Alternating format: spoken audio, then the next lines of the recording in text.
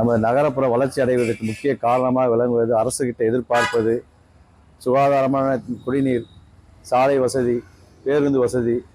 இது அனைத்தும் ஆரோக்கியமான வாழ்வுக்கு கல்வி ஒரு மிக சிறந்த உதாரணமாக எடுத்துக்காட்டாக வாழ்ந்தால் இளைய தலைமுறைக்கு தீங்கான பழக்க வழக்கங்களுக்கு அடிமையாகாமல் இருந்தால் நாடு வளர்ச்சி அடைவதற்கும் மக்கள் நல்வழிப்படுவதற்கும் அரசாங்கத்தின் நெல்பெயர் எடுத்துக் கொடுப்பதற்கும் மிகவும் சீரும் சிறப்பமாக மக்கள் வளர்ச்சி அடைந்து வெற்றி பெறுவார்கள். இது முன் உதாரணமாக வாழ வேண்ட மக்கள். கிராமப்புற மக்கள் அனைவரும் விவசாயத்தை உயிர் மூச்சாக நினைத்து கொண்டிருக்கும் அனைவரும் விவசாயத்தை பயன்படுத்தி விவசாயம் மேன்மை அடைய வேண்டும். அந்த விவசாய சார்ந்த அதனுடைய சீரன் சிறப்பமாக வாழ்வதற்கு அதனுடைய வாரிசுகள் அனைவரும் கல்வியில் சீரன் சிறப்பமாக கவனத்தை செலுத்தி படிப்பில் மேன்மை வந்து இன்று அரசாங்கம் கல்விக்கு முக்கியத்துவம் கொடுத்து கொண்டு தமிழ்நாட்டில் 91% கல்வி வளர்ச்சி அடைந்துள்ளது. அதை எடுத்துக்காட்டாக கிராமப்புற மக்கள் விவசாயத்தையும் கல்வி இரு கண்களாக பார்க்க வேண்டும்.